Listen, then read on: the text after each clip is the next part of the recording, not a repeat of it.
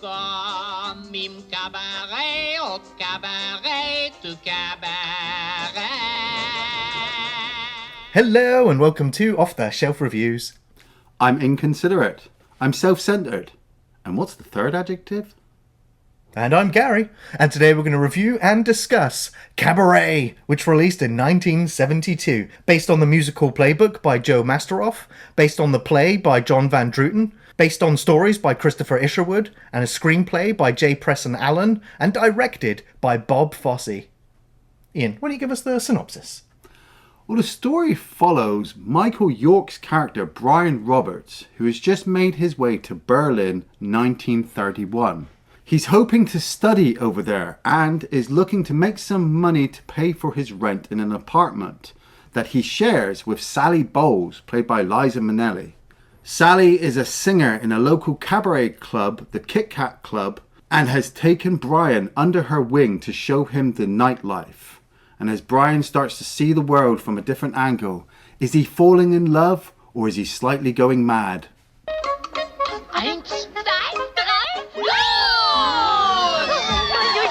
So Ian and I had our kind of first real introduction into Bob Fosse when we reviewed All That Jazz. And I was like, I was so impressed with the story of Bob Fosse and his origins and his problems working in movies. And so I was like fascinated to find out, like, because this is his moment. This is the moment where he won the Oscar for Best Director. Okay, yeah. And it was a struggle for him to even be accepted or acknowledged or hired in Hollywood after his 1969 film, Sweet Charity, which absolutely bombed. Right. And that was also kind of a trend in Hollywood at the time that the musical, the big theatrical musical numbers were dying. Musicals was a dying art form. Was obviously, it? Broadway and plays and theatre were still having its moments, but obviously with Sweet Charity, it was proof for Hollywood executives to go, we don't want to put that much money in musicals anymore. Anymore.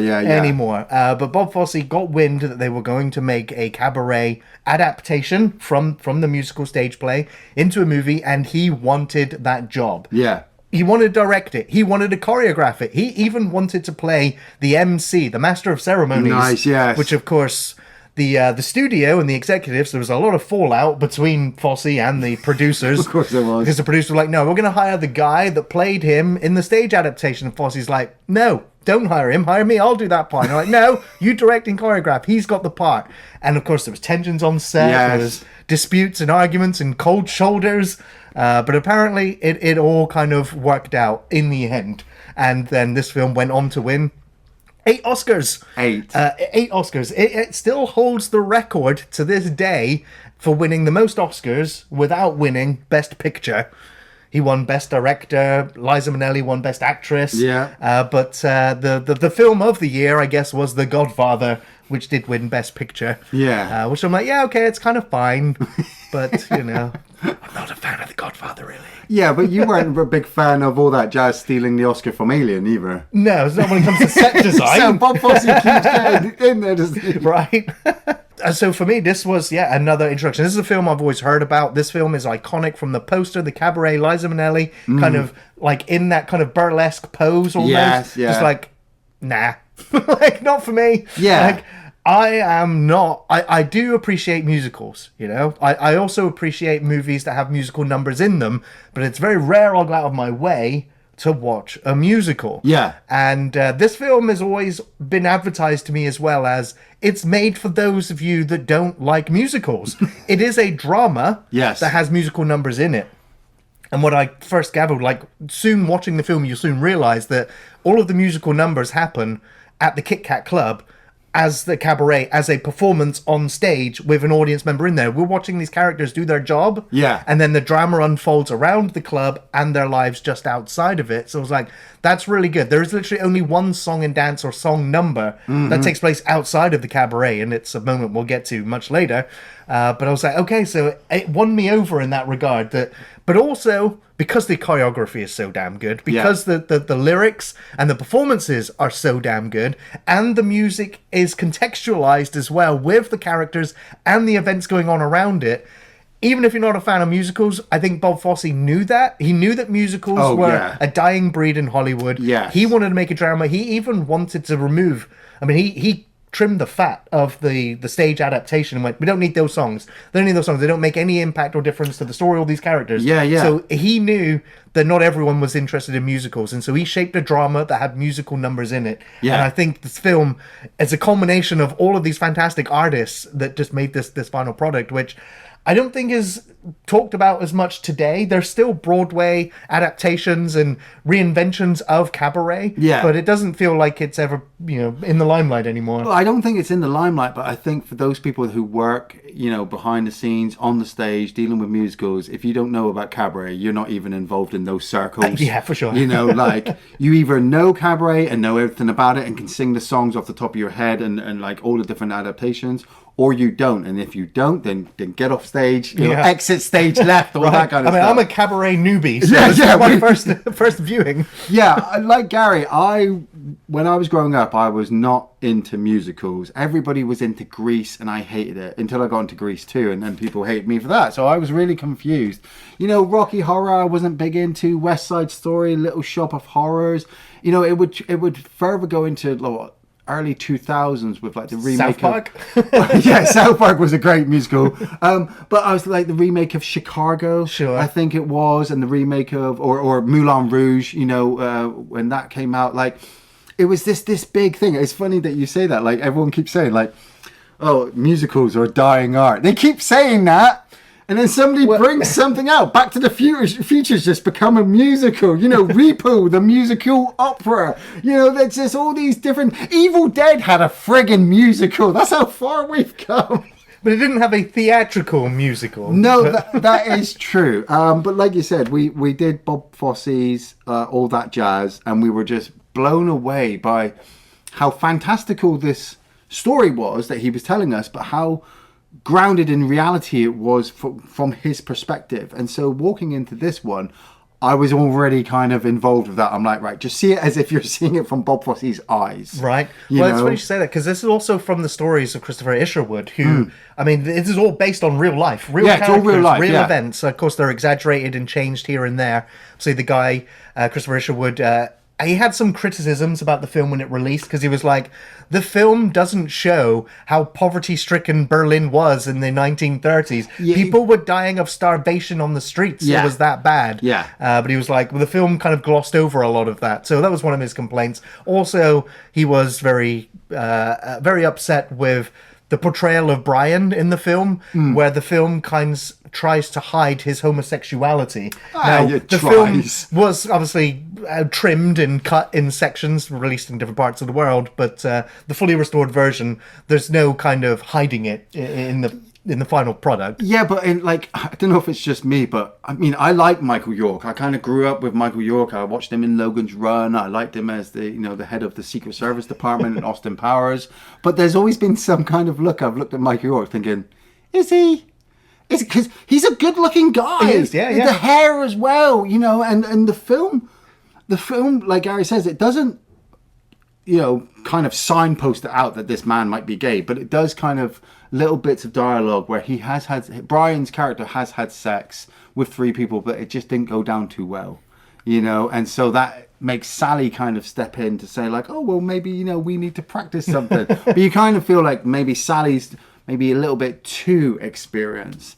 But the opening with the Master of Ceremonies, played by Joel Grey, coming out on stage and singing this song about these virginal girls who may not or may be virgins, we don't know.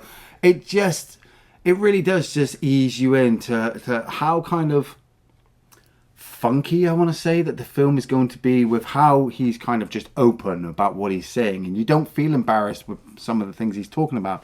But at the same time, the seediness of the club, the shadows, like there's that smoky atmosphere, which is just great. Yeah, but that's it. I feel like this is an underground club that people only come to at really late hours.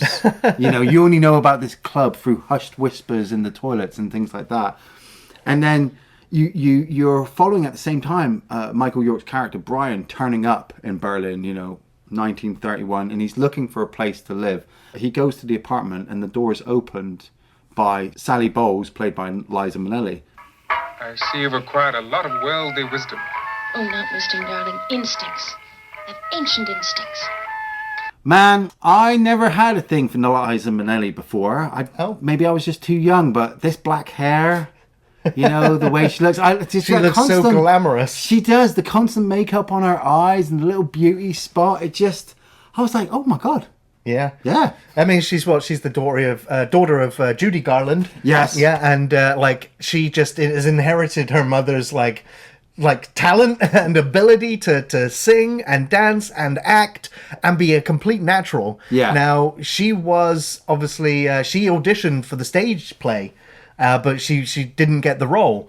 And so when she found out that the film adaptation was going to be made, she was like, well, I didn't get the stage one. I'm going to be damned if I don't get the film one. Yeah. And so she went out and she did all of these movies. She declined to work for Disney. She declined certain film roles. She was like, I'm going to do all of these film roles that are going to give me these stepping stones to get to playing Sally Bowles in Cabaret. And by God, she worked her ass off and she got that job. Even before Bob Fosse was hired, she was hired. Wow. Interesting story about Michael York, though, was that he was looking for auditions, and there was one for Cabaret, and it just said, we're looking for a Michael York type.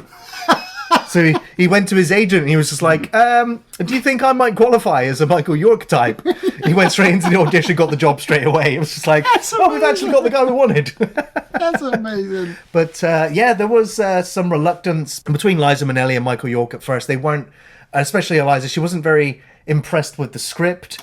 Right. And so Bob Fosse took them both and sat them and spent some time with them, and they worked on the dialogue, worked on the script. And then when you see the two of them, their chemistry on screen, it really shows. It really comes through, because the Michael York character, Brian Roberts, is basically a passive observer. He is the camera so much for our perspective of this world.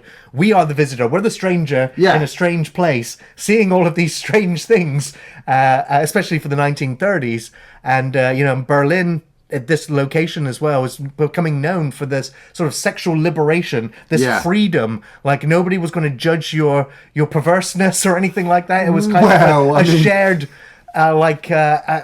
exploration. Some people were going to start to judge you. Well, yeah, and that's the thing, is that in the periphery of the film, as it goes on, you'll start to see the swastika, you'll start to see Nazis in the background, and they are just passing by to begin with. There's a sequence in the Cabaret where the bouncer ushers one of these Nazis out. Well, it's one of the characters, doesn't he? He mentions that one day he may be like that Nazi member walking around with a little copper cup, collecting for handouts, and you're like, wow, that's how that started. You know, they were just literally stood on street corners handing out leaflets telling people about how they wanted to take back their country from all of this sexual liberation that was going on, because you had foreigners coming over and doing these crazy things. And weirdly enough, you look at Sally Bowles' character, you know, Liza Minnelli playing this American who's come here for this freedom, and we find out from her that her father is like an ambassador, you know, and he's really rich, and she really doesn't need to work, but she works at the Cabaret Club because she loves it, and that allows her to pay for her rent. She wants to become a starlet, doesn't she? She wants to hit the big time. She does, but at the same time, I don't feel like she wants to actually give up on this comfortable life that she has. Her rent is cheap. She can literally just drink until the early hours and sleep until whenever, and then get up and just go back to the club. She is literally living with this freedom that Brian is just so impressed by. Yeah. And yet then, strangely enough, Brian's kind of work that he has to do, where he has to teach Germans how to speak English, you know, and teach them how to present themselves in English-speaking society, I suppose, at that time. That opens up her eyes, because, you know, he meets up with her friend Fritz, and then he's got an invitation to meet up, was it Natalia Landau, who's like a German girl whose family is really rich. Well, she's German-Jewish, I believe it is, and her family's really rich. And Fritz kind of falls for Natalia, sorry. And you're watching then from Sally's perspective, that actually the focus isn't on her anymore. She's not the party girl. The focus is now on this new pretty girl that obviously Brian and Fritz are kind of taken back by. Right, yeah. But yeah, I mean, this kind of also leads into the romance between Brian and Sally, where Sally's kind of like, she's pretty forward with Brian. Yeah, she is. Until Brian just like pretty much admits like, yeah, okay, I'm kind of gay. And she's like, oh. Well, he doesn't really say that. I mean, he doesn't say it. He says, like, I've slept with 3 girls and it didn't work out. And she's like, well, maybe you're looking for the right girl. But you still get the feelings that whatever relationship they're having isn't going to be a loved up one. No, but they do fall for each other. They do. It's a great moment where they almost kiss, then they kiss, and it's kind of like, we're here now. Yeah, we're here now. But the rug gets pulled out of that relationship pretty quickly as things get really complicated when Maximilian turns up. Yeah, like this very rich, successful German guy who's just like, I'll buy you a fur coat, I'll buy you a gold cigarette case thing. Yeah, I don't mean to be immature, but I am a giant child. I couldn't help but see the mustache on Maximilian's lip as like a milk mustache. I was like, I just want to wipe it away. Because he had this little blonde mustache. It didn't work for me. It was off. You know, he looked super sophisticated and suave. Did he? And he made it work.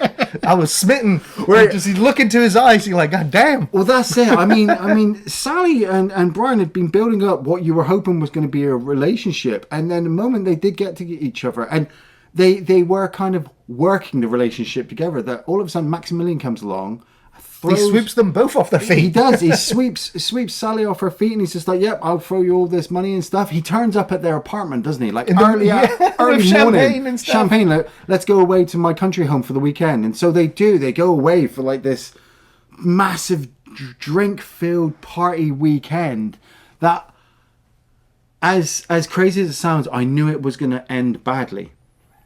Because you cannot party continuously without your body giving out, without you. And you could tell that at first with Brian. Brian was getting tired. He wanted to stop, but he was there for Sally, and Sally just wanted to keep going. She loved Maximilian spending all this attention on her, spending all this money.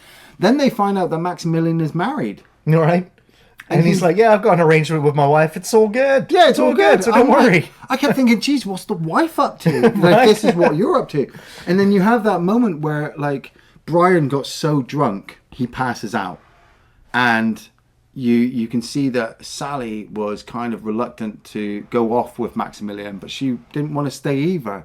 You know, she wanted the party to keep going. It was a brilliant performance from Liza Minnelli, just standing there, not saying anything, but you can see the look from her eyes like, I want to stay, but I kind of want to go as well. Yeah. And so she does go, doesn't she? Yeah, she leaves, yeah.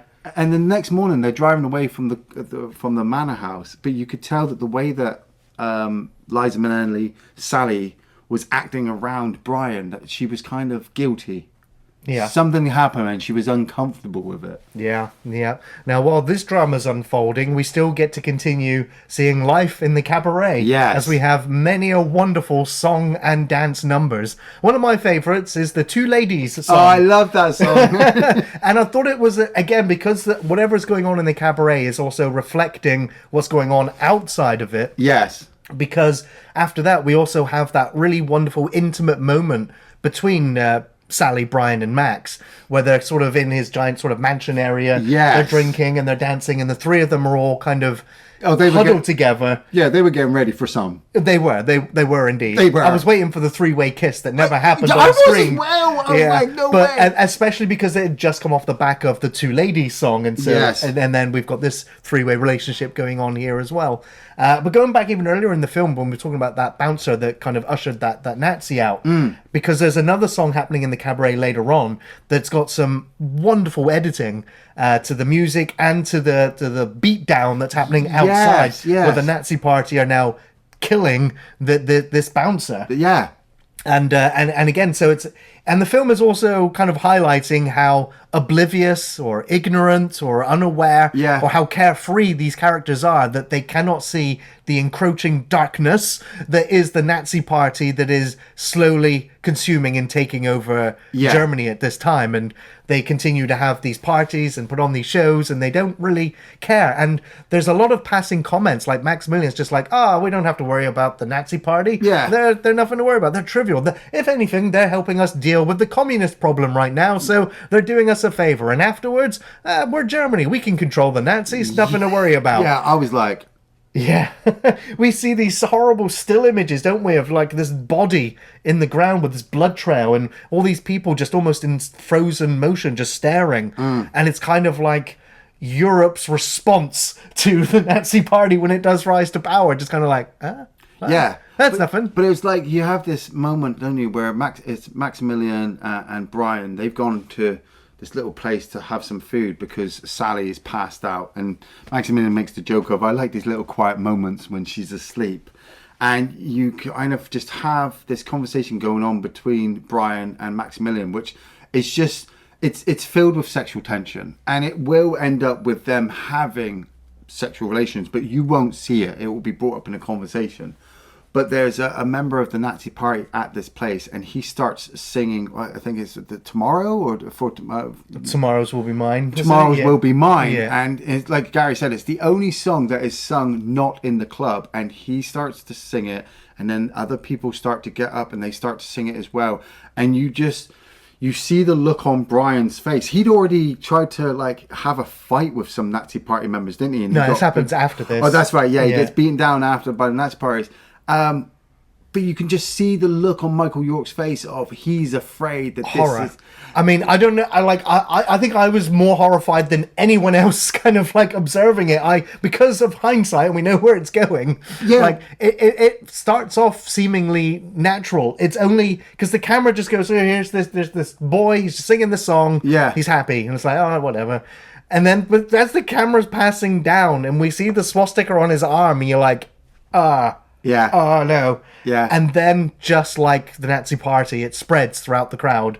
Yeah. And everyone stands up in unison and Well, sings with him. Not everyone. There's a few people There is who a are few. still looking I love that the old nervous. man The sat old there and he man was just put his like, hand oh in no, his this face. is... It's like he knows where this is going. And I like the look that maybe Brian, coming from the UK, has maybe seen this in the UK. Not to that extreme, but has seen parties slowly rise, slowly gaining power, you know, and changing things here and there. And so he's going like, this can happen. It is starting to get worse. I think it's one of the most horrifying and bone-chilling sequences I've seen in film in a long time. It is borderline horror cinema. Yeah. That sequence. Yeah. And it's even more horrifying when he raises his arm out. You're just like, Yeah. ah, Yeah. it's here, and that's when like they're kind of stony faced when they're driving back. Yeah. And I think that's the last time we see Maximilian. Maximilian almost leaves the country after that. That's it. Well, He sees what's coming. He's out. They drive off them, and I think that's where they have their sexual relations. But there was also the news reports coming in every now and again, talking about, you know, certain things that have been happening with the Nazi Party. But Yeah. like you said, most of the news reports, most people were just ignored. They were just carrying on about their day. And then you have this kind of confrontation between Sally and Brian, where Brian admits to her, like... Well, he says, screw Maximilian, and she Yeah. says, I did. Yeah, and he goes, so did I. So did I. That's great. and the two of them just kind of have this look that... Well, she's like, you two bastards. Yeah. And he's like, don't you mean 3? Screw Maximilian. I do. So do I. It's like this realization she has on her face that she'd said it herself. She could control Maximilian, which was a lie. We knew it was a lie, because he controlled every aspect of their lives as they went around with this partying. Yeah. But it was the fact that they were hoping to play Maximilian, and then the realization that not only has he played them both, but they've all played each other as Yeah. well. You know, because now Maximilian, he pays them 300 francs, and Sally's just like, well, that's how much a night walker would get paid anyway. Yeah. And she kind of just laughs it off. But then the next shocking installment comes in when she comes to Brian in the middle of a library and tells him that she's pregnant. And you're like, oh shit, because you know that she slept with Brian, you know that she slept with Maximilian. God knows who else she might have slept with outside of these situations that we're aware of. But they had that little beautiful kind of moment where they both walked back to the apartment, and Sally went into her room and Brian went into his. And then Brian comes out, and I think he says to her, like, oh, I want to marry you. And then they spend the night drinking, and this relationship further blossoms where Brian is willing on kind of just dropping everything in his life and taking care of Sally, because Sally wants to kind of have her baby. And she is kind of wanting to have it to a point. But that point comes along where I think she's at the club, isn't she? And she's about to go out on stage and she's really, really nervous. Yeah. And then she comes back to the flat like the next morning.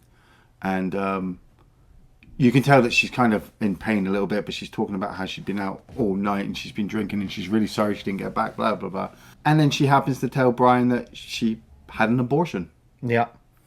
Yeah, she didn't console him or talk to him about it, and Brian is devastated because he's kind of done a 180 and gone, okay, we'll forget about the debauchery and this carefree lifestyle. I'll accept responsibility and be a dad, even though I can't confirm whether it even is mine biologically. I'll still accept the situation and do the thing. And so he is devastated. He's absolutely destroyed. Yeah. But he also still cares and loves Sally. And so he's like, you know what? Even though you've done this, I will still be here and care for you anyway. Like, it's really nice. It's kind of wholesome and despite all the horribleness around it as well. Yeah. So you really do care for these two. And I mean, like, Sally, she's like this aspiring actress, but she also, like, Liza Minnelli really shows this character's vulnerabilities as well. Yeah.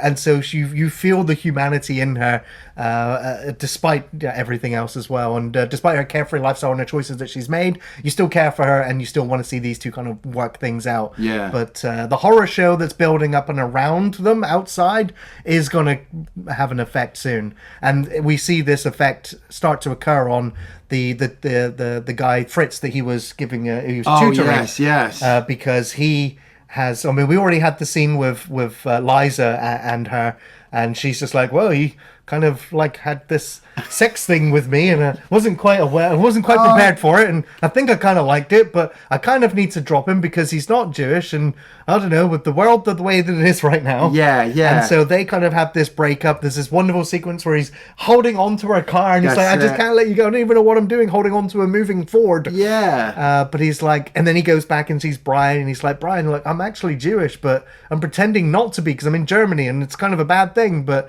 I kind of love her, and I can't let her go.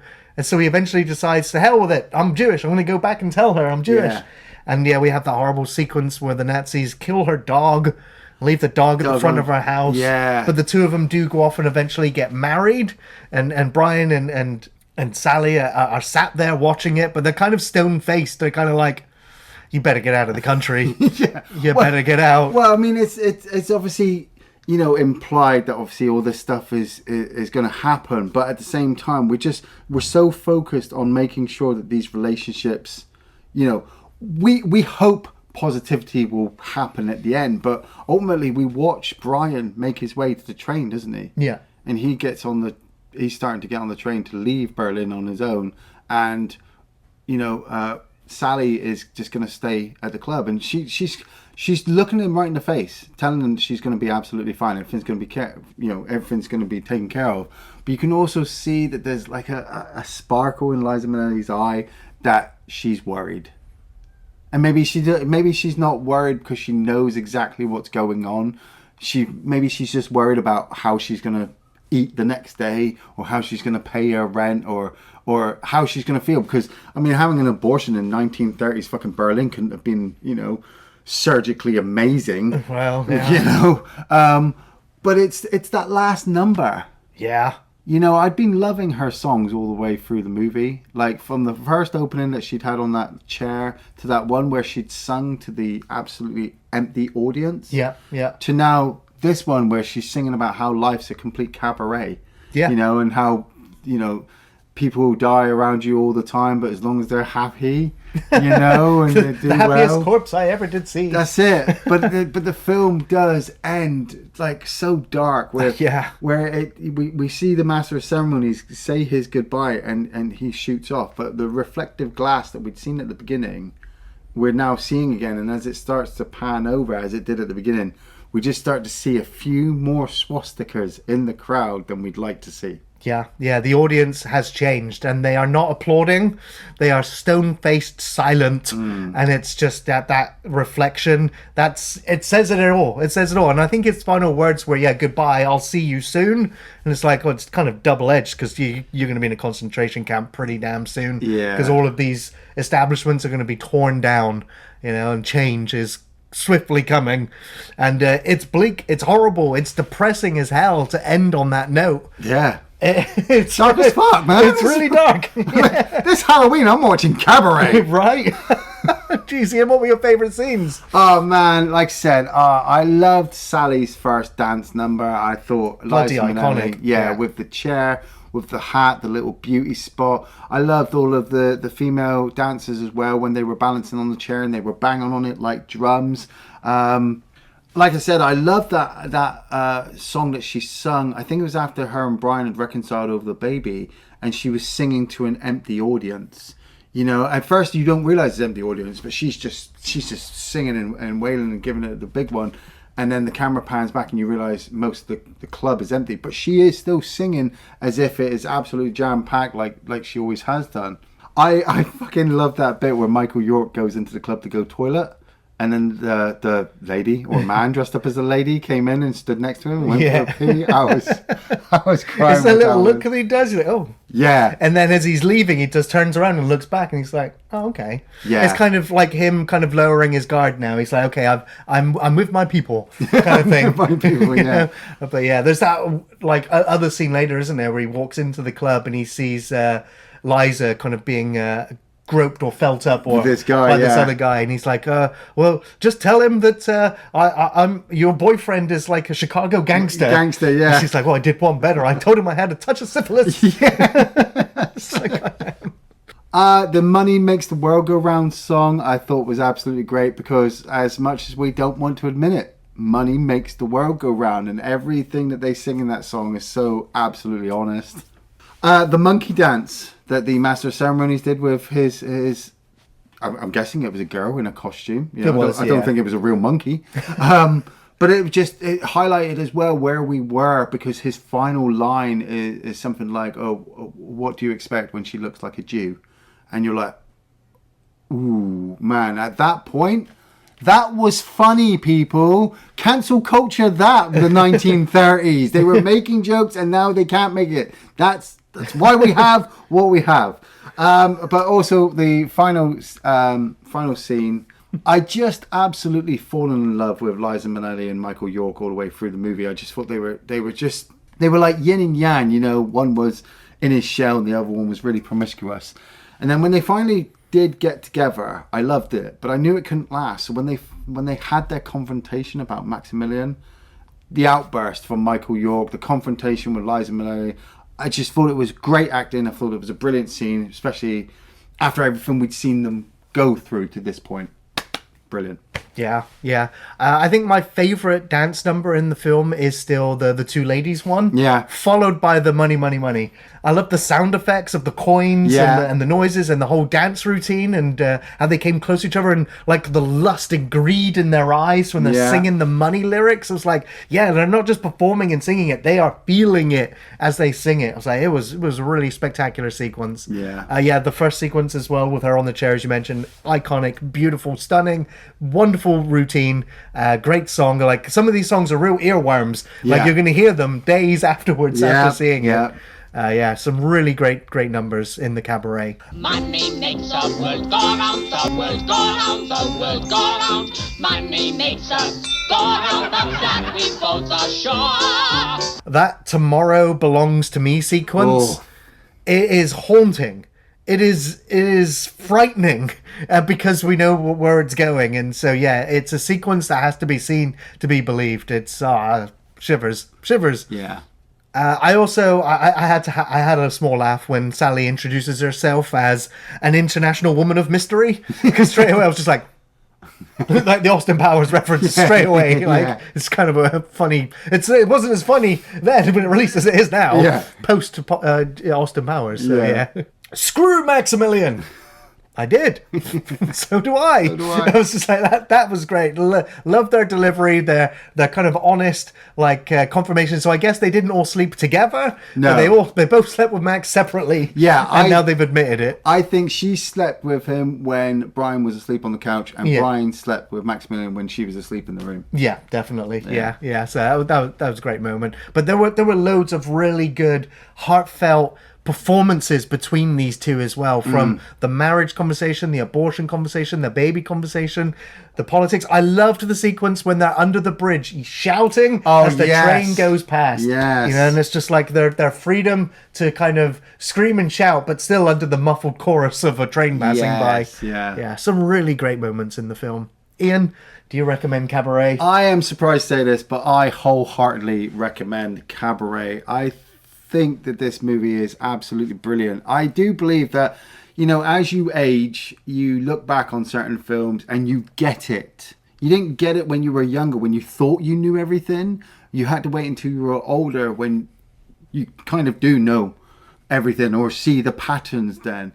Cabaret it takes a really dark aspect of time, fills it with songs and dancing, and yet still manages to keep this underlying drama going all the way through that will make you feel uncomfortable and will make you think, do I really want to know this? You do. Liza Minnelli is absolutely outstanding. Michael York, man, I've always loved Michael York. I might go watch Logan's Run again just for the shits and giggles of it.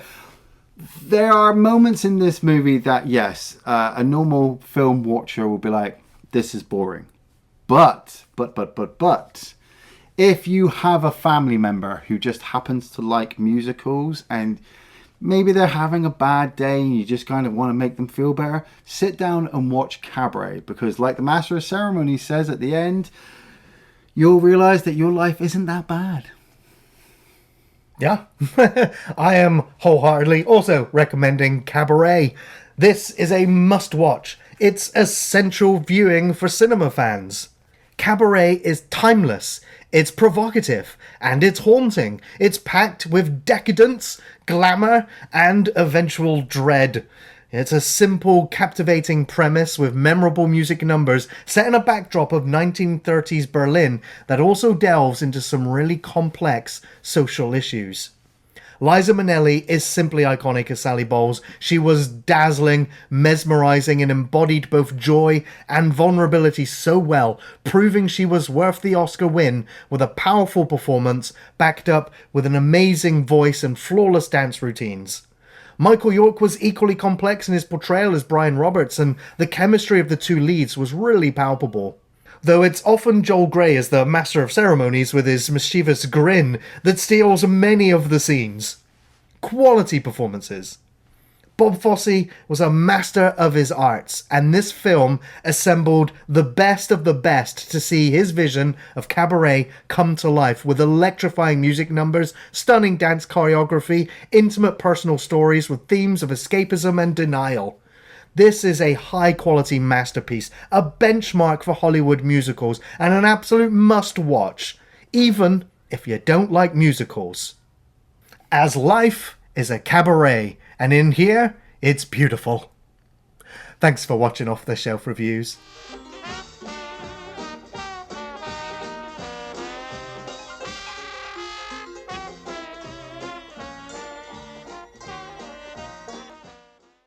Aviento.